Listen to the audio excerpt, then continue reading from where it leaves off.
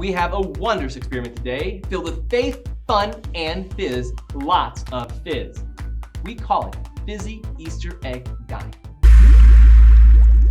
First, we need to mix 1 teaspoon or 5 milliliters of food coloring and 2 tablespoons or 30 grams of baking soda in a mixing bowl.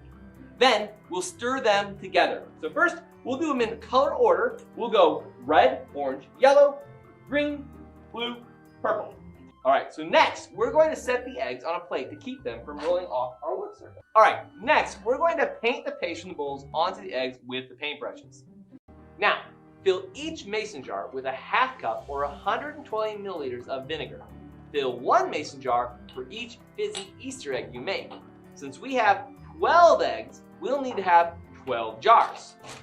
Next, we're going to lower the eggs into the jars of vinegar and observe the fizztastic and excellent egg dyeing. Ha-ha! Excellent! Fizztastic? Wow. Finally, we're going to remove the eggs and enjoy them. We will place them on a paper towel on our plate and let them dry.